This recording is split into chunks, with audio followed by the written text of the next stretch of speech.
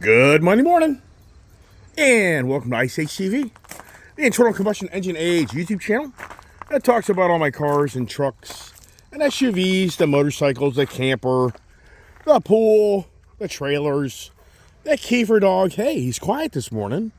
Isn't that something with the Ace Girl F450 sticker? Yeah, what's that all about, right? But hey, good Monday morning.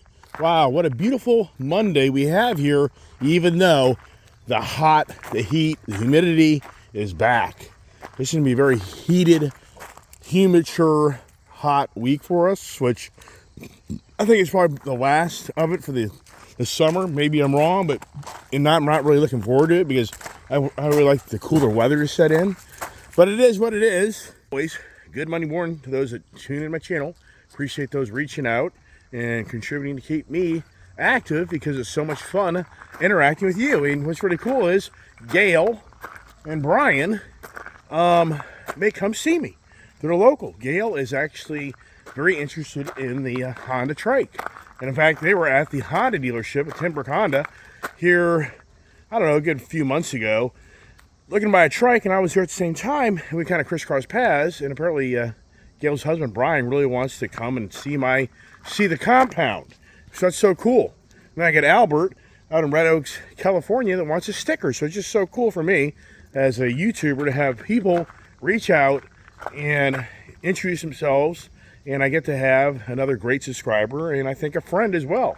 So as we get a driveway of the collection of vehicles, and it's always a challenge for me to get the word of the day and use that one word and be creative with it, where we can talk about all my addictions of my life, of all my cars and trucks and motorcycles, all the things that I have, and use that word and share it as information. But then we take that word and talk more about what's going on around us in our country. And I think I think a lot of people enjoy that conversation because I get consistent viewers. And as always, it's all about the dogs. My puppies getting into the office here, and it's some lights, camera action that I do each morning, Monday through Friday, and it's typically a 35 to 40 minute video. So maybe it's watching my channel. Come on, Will. Go on, Will. The content usually takes about 35 to 40 minutes because already I'm already at 3 minutes, basically, by the time I walk over to my shop and I get the lights on, I get the dogs up in the office, and get things in order.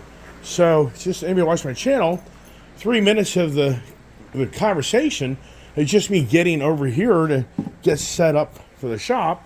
And I'm sure some will be like, well, just turn off your phone and walk over here and then turn your phone on once everything's in order. Well, I think people enjoy the scenery.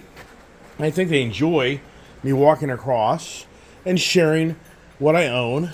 And I enjoy walking across the property to start the Monday morning conversation, or Tuesday, Wednesday, whatever it is. So my hearing aids aren't in. I forgot to put them back in after I went swimming last night. And so it's a little more challenging because the tones that I talk may be louder this morning because I'm borderline deaf. I mean, I have severe hearing loss.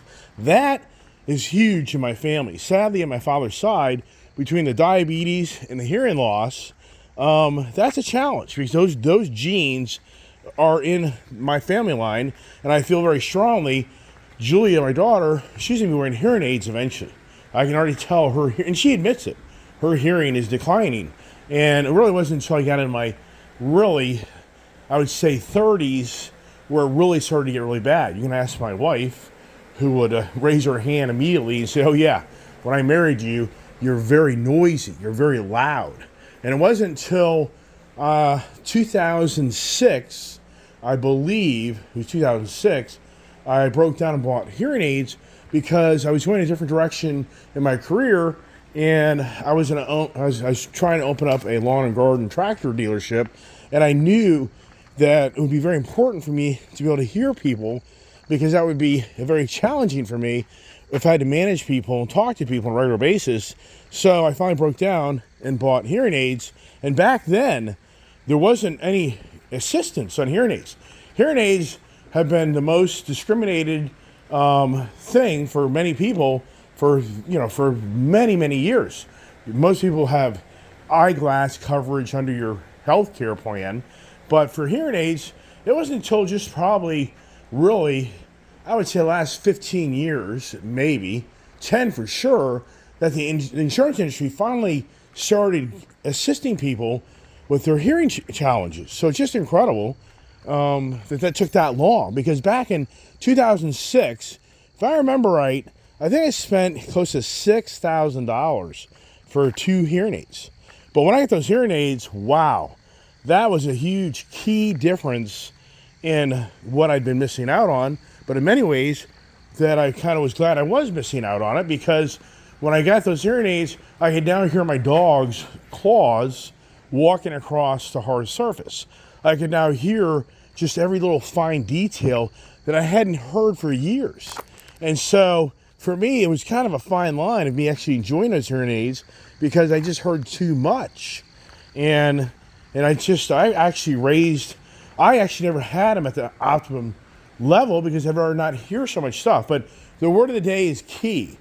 I thought to myself, we haven't had a key conversation.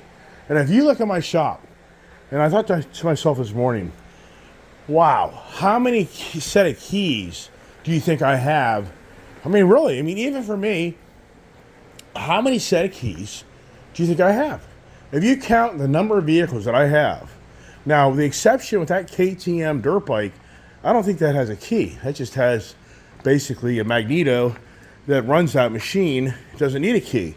But if you counted all my cars on my property, and then you count the Gator, you count the Talon, you count the trailers, you count the camper, you count my tractor, my zero turn, you count the locks. So if you think about on my property, for the front door, back door, blah, blah, blah, blah, wow.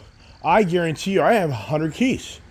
Which even for me, I just thought, wow, that's crazy that I probably have 100 keys just in my own shop. You know as well as I do, you go to a used car lot, and I'd be willing to bet that I have just as many keys, if not more, than some used car lot. That's not a real big operation. So the keys, as we all know, what's one of the biggest companies out there in the industry is the key industry.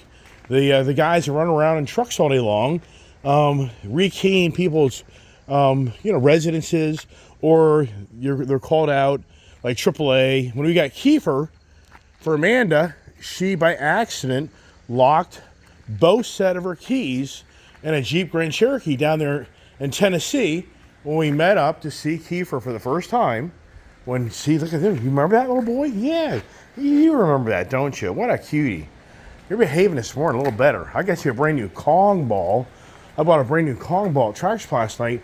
And this thing here, this thing's great. I've been buying these other balls from this other company, and those are pretty good. But the Kong ball is so cool. Got 2 of those. That thing is so bouncy. I wear him out. He just loves to chase the ball. He knows that too. Oh yeah. But then he loses them. About drives me nutty. So no, you're not getting that right now. You're not playing with the ball right now. So yeah, I shouldn't have showed that. Well, you know what? I've got a hidden ball over here. So anyways, for Amanda, unfortunately, here you go. So unfortunately, she locked her Jeep Grand Cherokee on the street, cars running, because it was hot out, and she had like 3 or 4 dogs with her. And so we had to call AAA, and they came by eventually, and they were able to pry the door open. Very creative. It was kind of fun to watch on how they do that, and get her keys back and unlock the car. So, but I guarantee you, everybody on my channel has a story of locking their keys in the car, losing their keys. Who doesn't know these stories? Everybody's had it happen. I'll be amazed if anybody on my channel can honestly say they've never lost a key, they've never locked the keys in their car, and or somebody in their family's done that. So maybe you didn't do it, but I guarantee you somebody in your family has done that. And one reason I thought about the keys is because, for whatever reason, this Goldwing, yesterday we went to the Apple House with Shannon and Chris and Julia, and for whatever reason, this thing is not locking the yesterday this thing would not lock the compartments. And it's so weird because this goes into a sleep mode. And when this goes into a sleep mode, it literally locks the bike down. For whatever, it's really weird. The bike, I thought the other morning we weren't going anywhere because of this key is supposed to lock down the bike. What I should say here is the other morning, this bike was like bricked. It wouldn't power on. And I was total befuddled what's going on. Well, then I remembered my Honda CB Fireblade over here. I had the same problem not knowing that these key fobs, when they go into the sleep mode, the bike won't turn on. And you got to reactivate them by holding down this button. See this button right here? So and eventually the light comes on and then is live again, and then it starts communicating again, which is the key to your motorcycle turning on. But see here, so what have I done? So right now, this has put this thing back in what have I done? So it's locked. So now it's locked. So now let me see here. Maybe that's what you do. Yeah, there it is. So you know what? So that's the key. You got to hold this button down and watch this thing flash. I'm learning something on my own channel so I'm going to do this again. So I think that locked me. My hearing aids are off. So there you go. So you got to hold down the button. And when it double does that, there it is. Wow. So I just learned something from yesterday. Chris, he says that when you walk away from the bike automatically locks. And I'm like, really? I never knew that. I never knew that the technology on that bike had it so once your fob wasn't within distance of the motorcycle that it automatically locks. Like right now, I'm going to put the key here. So let's see. We tried this down at that Apple house over and over again. And so there it is. So that did do it that time. But I'm not convinced. People on my channel probably go nutty going like, this isn't very entertaining. But it's learning, and that's the whole thing.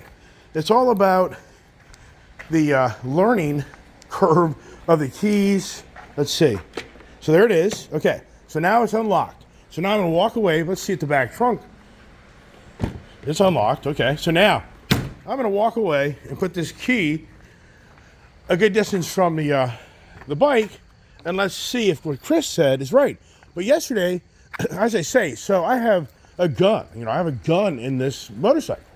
And so I wasn't comfortable leaving this motorcycle unlocked. So there you go. So Chris is right. So somehow I just activated. I've now activated. So now I'm learning on my own. I have so many vehicles, so many different variables, and all these keys have different ways of interacting with the car. So now I'm up close to this, does it, and there you go. So this has like the passive, whatever you call it, just now has what where is it? Okay, so there it is. Yeah. So see, there's my gun right there. But I had all my luggage, I had all my gear all over this stuff. But yesterday we were at that restaurant, nice area, so I really wasn't too worried about somebody rummaging around in the bike. But at the same time, I just learned something on my own channel on how to better figure out how to lock. Yeah, I've never even done that. To be very sincere with you, I just haven't ever done it because I've never had a trike.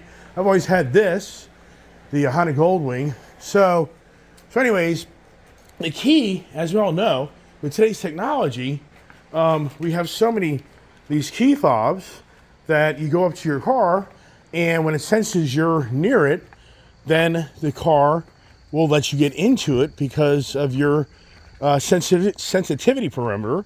And like right now I'm here, and all I have to do is touch this, and now the truck's unlocked, which is so cool. And when you get in the truck, you don't need a keyed ignition. You have a push button, which I'm sure many people like me are like, boy, if you ever lose this, so apparently you can pop this off, and then as you know, there's a key hidden inside here that pulls out right here. If you look, you'll see that little button there. So the key comes out, but you got to dismantle this little push button thing to get your key in there. And now for me, it's like old school for me, because if you walk around a property every one of these vehicles has a fob, meaning that you don't need to have a key to get in and out of it, with the exception of two vehicles. And those two vehicles are the F-150 race truck. That's a keyed ignition. Which when when I first got that truck, she was befuddled on how to start that car. No lie. And then you go to the Camaro Z28 back here, and it's the same thing. It still has a fob to remotely lock and unlock the doors, but it has a keyed ignition. And it's just incredible today to think that I grew up in the era, as many of those are on my channel, that we grew up in the era where it was push button, it was push locks. When you got in the car, you had to push down the lock and the inside to lock the car. Or you had to take the key and put the key into the, if you look at most of the cars these days, they don't have a key. So if you go over here to the Camaro Z28, it actually has the capability to put a key in the door handle and lock the car.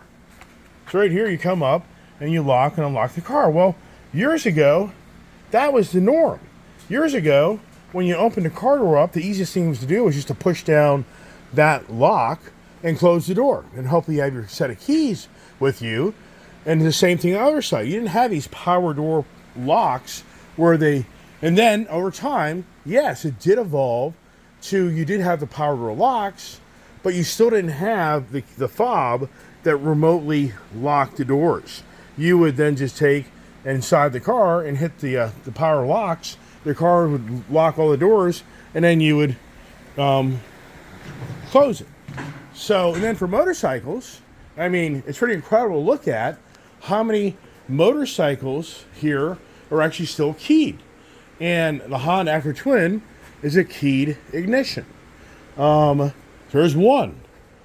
We go over here to, sincerely, okay, the Grom, 2, other Grom, 3, the Monkey, 4, then the CB1000R, 5, but mine's a fob on the Fireblade.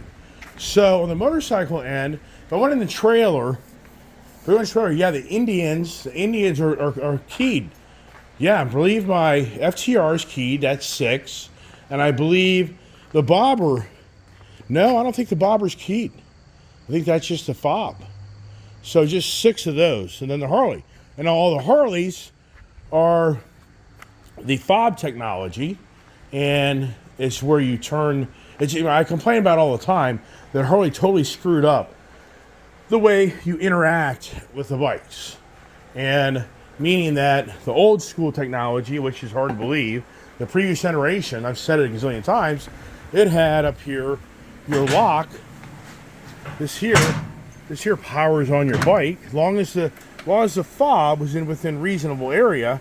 And now you can run the motorcycle or turn it off, but the accessory side is on whether the bike's running or not. Now, on this bike here, they totally screwed up because they don't really give you an accessory option, because all it does is powers all the accessories up, and then you start the bike up, but then when you turn it off, everything goes dead. So I think Harley totally screwed the pooch on that. I've had that conversation a gazillion times. Ever since I put these nice bars on, I've never even ridden. Of all the projects I have, I need to do the daughter's thing there. If you watch our channel from yesterday, yeah, the CBR, my daughter just loves that motorcycle. This is beyond believable that one slip-on exhaust, just a slip-on exhaust. No, delete the Cadillac converter, which Mr. Sanchez is funny. He's a funny guy. He was on my channel a lot yesterday. I mean, you are funny, Mr. Sanchez. I mean, I was getting a kick out of all the comments he was saying. So very enjoyable. And as always, Don is great to have out there. And all those others who participate, everybody's funny. Brian's funny. I mean, I go through the list. So, but here's the thing. Just that slip-on exhaust is key to the happiness of my daughter. And that's the thing. You know, what's the key thing that makes you happy?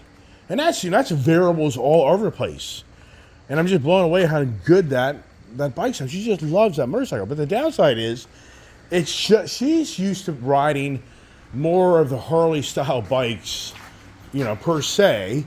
And so this here is just a whole different way of how you sit and ride. And really, it's a 100-mile bike. And you know what? I've met other really huge cyclists, motorcycle enthusiasts, and they'll agree 100% that these are 100-mile bikes. They're like, yeah, it's a 100-mile bike. And then it's like, time to get off.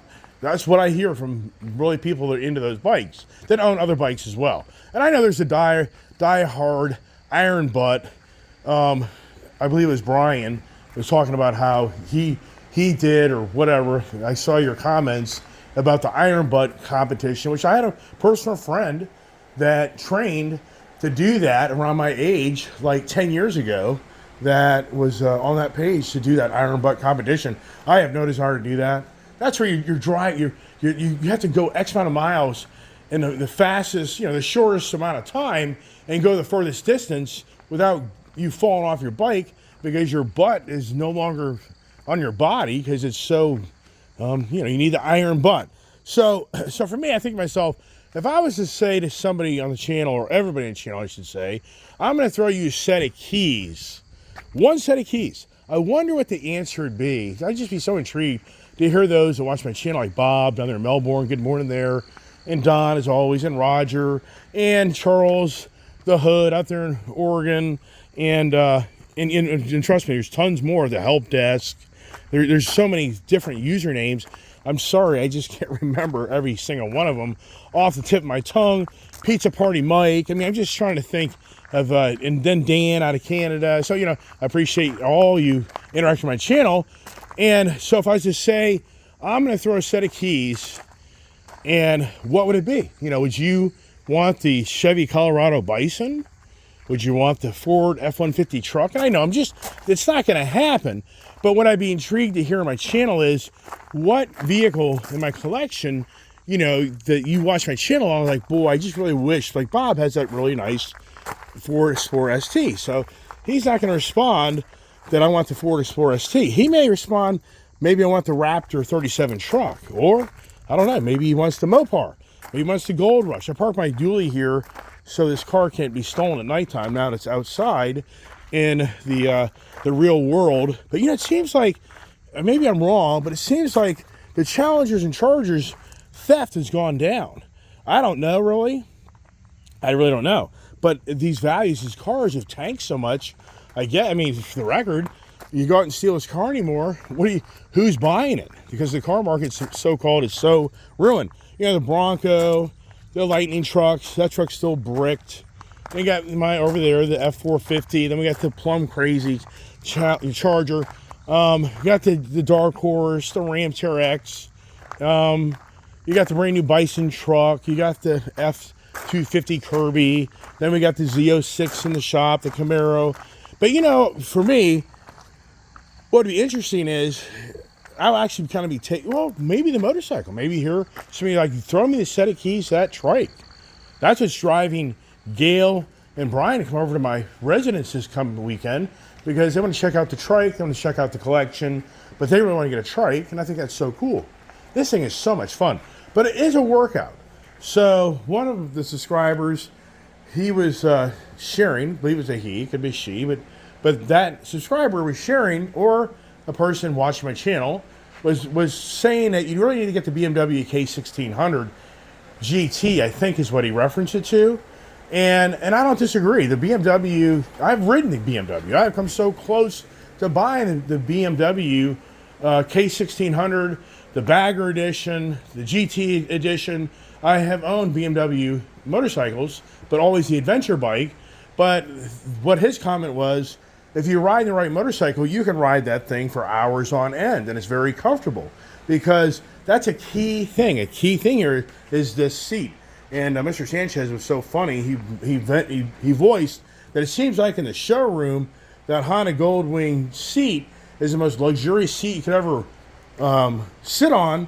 But once you buy the bike and you own it, after 100 miles on it, it feels like a brick, to the point that he returned his Honda Goldwing. If I remember that conversation correctly, he took back his Honda Goldwing GL 1800 because it was just too uncomfortable for him.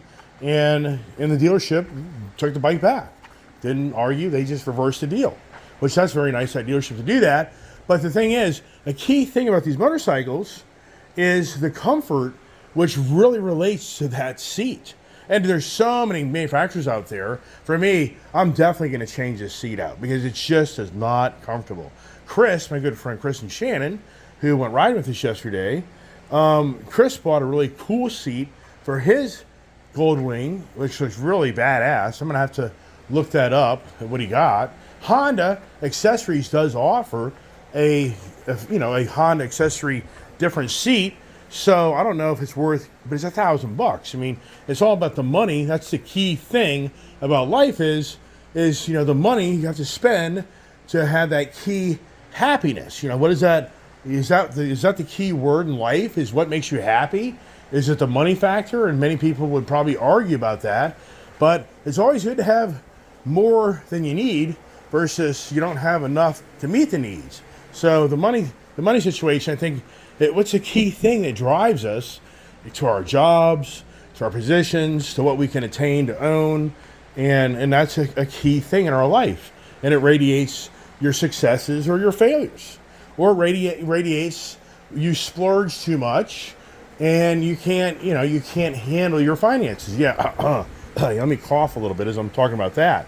But the key thing about these motorcycles is each one of them has a unique personality, and for like this Harley Davidson Road Glide CVO ST, that seat is very uncomfortable after being on that for a few hours. It just is not comfortable. The kid seems to like that seat. She's doing pretty good. This seat over here, the Breakout and this aren't too bad.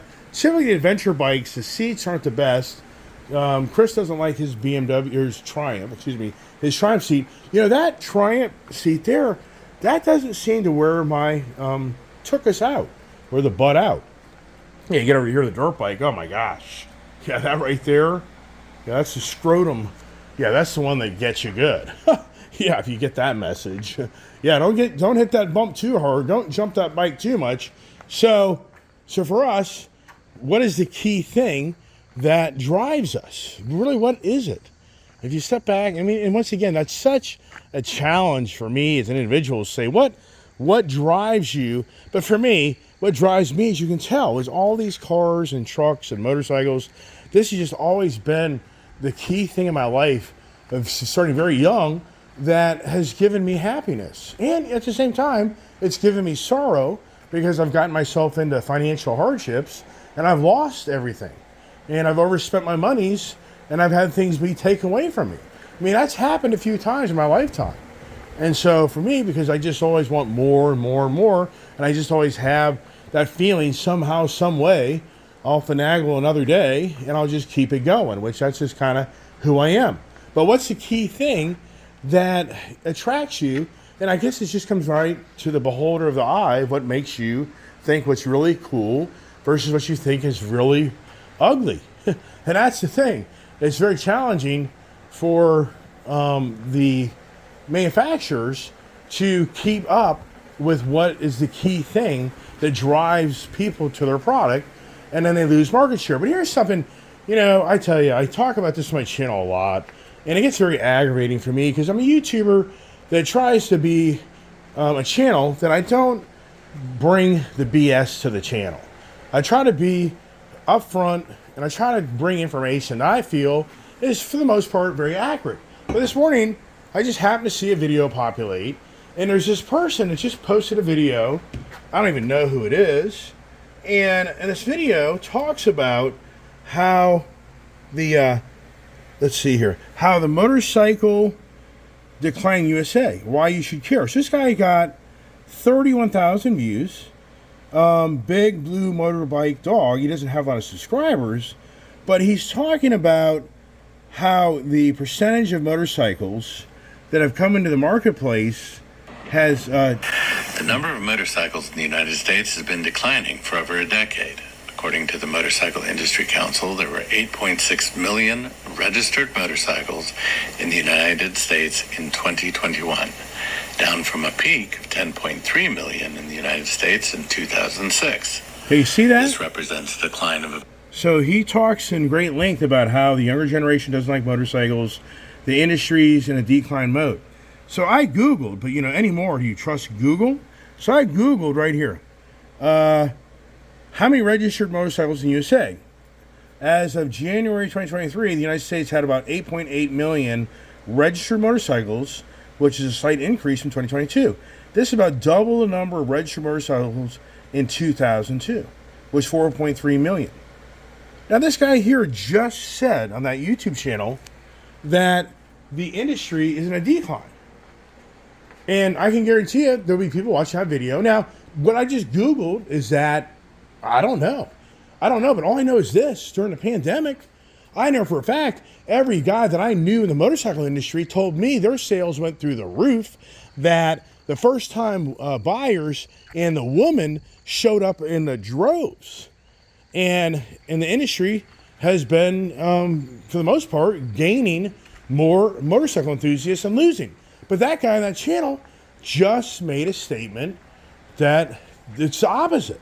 I don't know. I'd love to hear somebody's opinion, but what is the key word? And that's what I hear all the time on my channel is, hey, Mr. Iceman, your channel would be so much more bigger if you had the right words, the key word, the algorithms. I hear this conversation all the time of, your channel, blah, blah, blah. But yesterday, when we were having lunch down at the Apple House, which is a great place, great ride. We had a great ride yesterday with my Insta360 camera.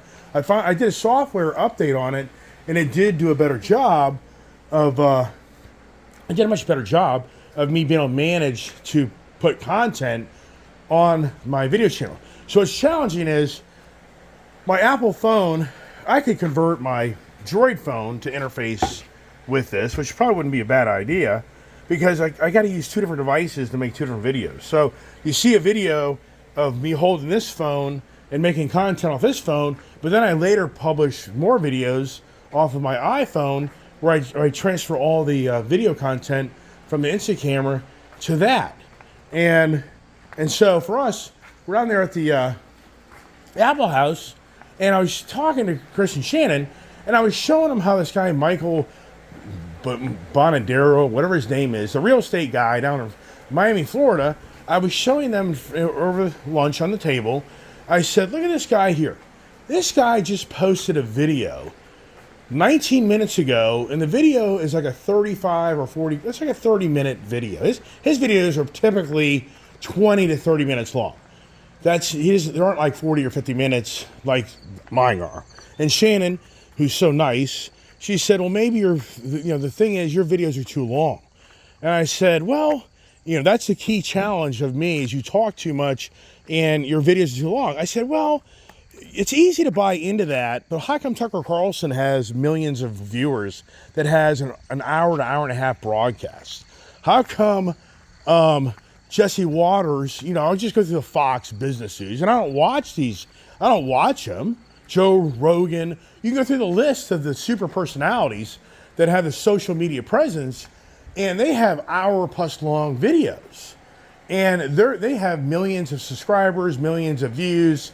And so I'm like, I'm just not buying into, because my videos are 35 or 40 minutes long, that's the key problem. No, I'm not known. I'm not Mr. Personality that came from being a professional football player, a professional motorcycle or car enthusiast. Because if I'd come from like the Jay Leno entertainment, I mean, you just pick up people to follow you because you've been so well known. So the challenge in social media is how you become popular, and people want to listen to your information of what you think is right versus wrong on so many different things that we have around us. It's very challenging for a YouTuber to ever gain any traction. So I said no, but the whole point of that is, I talk about all the time. I said, here's a guy that just posted a video, and like 17 minutes in, he's already had like 9,000 views. And I'm like, and then by 3 hours in, this guy will be at 60 to 80 to 100,000 views. I was like, I don't buy it. There's something key going on behind the scenes that these YouTubers that walk around all day long and all they do is show a phone. I mean, the key guys they have their stick, their phone stick, and they walk around and they talk to you, and they look down at their notes and they talk to you, and they're telling you what tomorrow is going to be, and what's going on in the country, like the Bureau of Labor Statistics. If you're watching that, so I'd be so curious to see how many people have watched my channel. If you just watched me walk around and I just started telling you about the general media news, I mean, information that you can just go look up on the internet. You can just watch Fox News or MSNBC or CNN, whatever it may be, and they're going to tell you exactly what these guys are telling you. And what's going on in the job market, what's going on in the house market. So I'd be curious if people just want to look at me, and maybe these guys have an attraction. Maybe they're just such good-looking guys that walk around all the time. Could it be ladies too?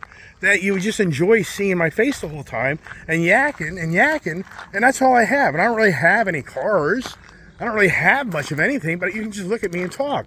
And that drives thousands, 10, 20, 50, 80, 100,000 views on a constant basis every day of just general conversation of me telling you that the Bureau of Labor Statistics is off by 881,000 jobs. That's just general knowledge known in the general public. If you're actually ever open the internet up or turn on the TV that's a news-related program, you probably know that the BLS it's the BS. That's the running joke.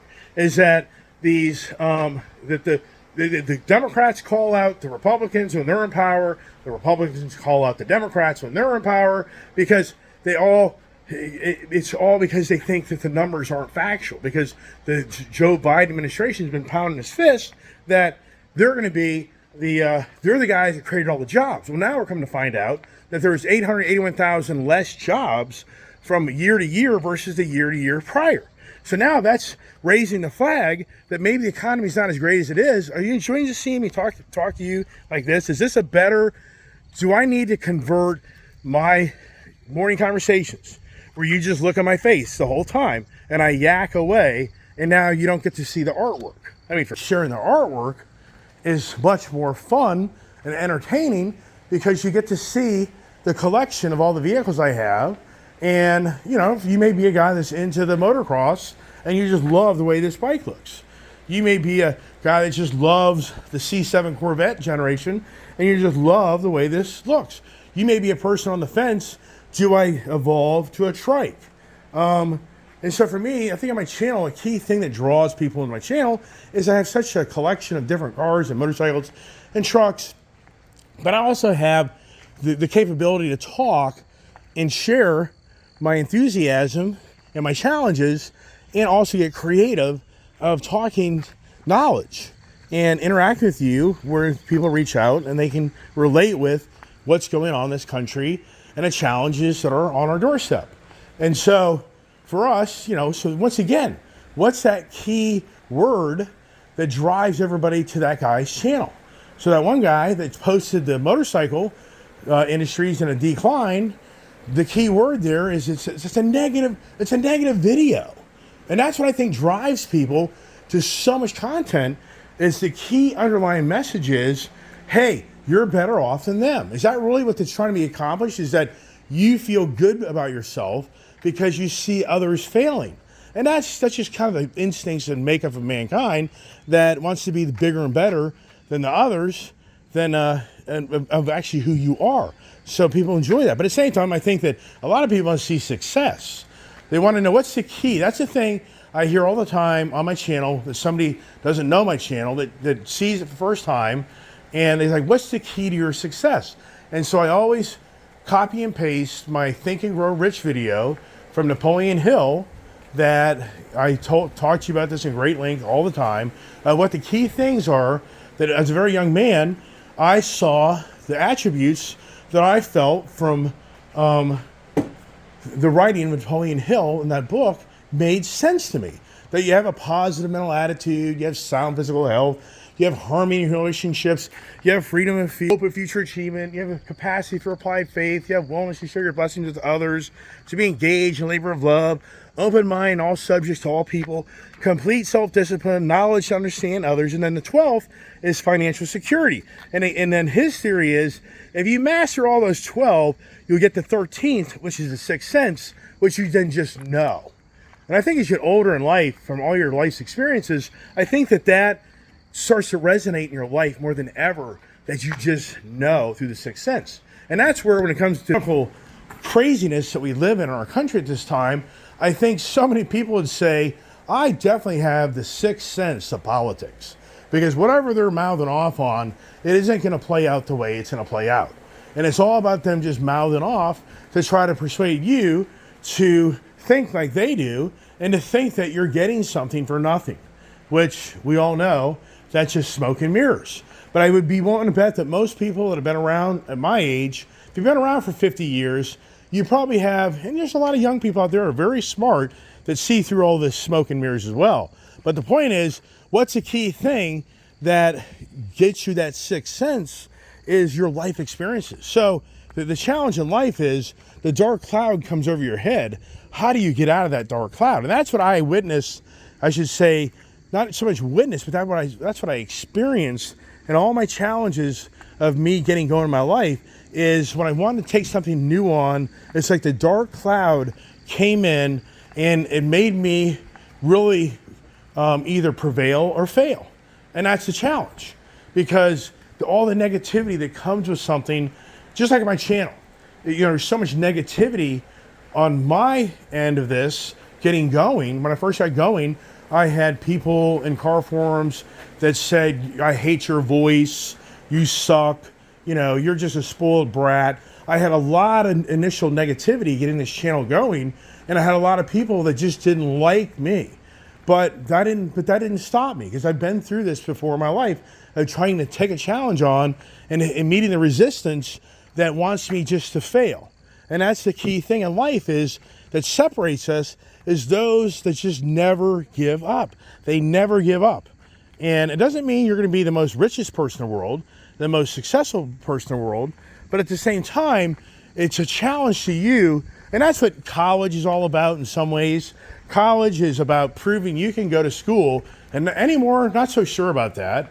But more so, it's about you proving, or you join the military. I mean, that's a very strong commitment. You join the military, either you're in or out. And if you're dismissed, that's not a good record for you, for your beginnings of getting going in life. So those people that have raised their hand to be LEO, emergency, personnel, military, that's a huge challenge of where you're making a commitment. And what's the key thing? It's commitment, that you have to stay committed to what you took on through thick or thin. And that's easy to say, but once you're in the dire circumstances and you're overseas in a war, yeah, what's the key thing? You committed to that, you got to keep on going. Yeah, live or die. People are military people, they get all that better than me, because I wasn't in the military. I can't sit here and say I can relate with you because I wasn't there. I would be very foolish to try to convey that to you. So for us, what is the key? I think that so many people see right now, the key is trying to keep this country to make more sense. And how we do that, wow, I don't know. But the video isn't really long. I got a very busy day, had a great weekend, and I can talk a lot, as you can tell. But for the key, what's the key for us? And some will say, well, God and the Lord Jesus Christ, family. There's so many things that I think are key to just the foundation of who we are. And I think the family. I think the key is family. Oh, my dad knows about the trike, and he's really excited that if I bring this to Florida, that he can ride on the back of it. Last time my dad rode in the back of one of my motorcycles, I believe, was in Florida with my brother and I, and that would have been like 2017, I believe. It was the last time my dad, so it's been 7 years since he's been on the back of motorcycles. So hopefully if I can get my trailer, if I can get the key ingredients to play out and get the trailer, we just may be going to Florida. And I'd really like to go down there in September. And if I can pull things off, hopefully here the first or second week of, probably be more of the second week of September, we can go down there and see my mother, who I really need to go see, and go have some fun. So that's it, everybody. I'm done talking. As always, I appreciate all those that reach out. And Albert there in Red Oaks, California, I'm going to get a sticker in the mail to you. I'll get you a few. And anybody out there that's interested in the stickers, IceHTV comments at gmail.com. And I got a bunch more for everybody that wants some. Just reach out, share your stories, share your pictures. Never have seen the Demon pictures from my one subscriber, and I'm trying to think of your name there, but he watched my channel, and he apparently got a brand new Demon out of North Carolina, or I don't know if it's brand new or used, but he's got a Demon 170, and he was going to send me a bunch of pictures, but he's out in North Carolina, so I hope I see those pictures. I can share them on my phone with everybody to see your badass Demon. So everybody, have a blessed day, and thanks so much for supporting my channel. God bless.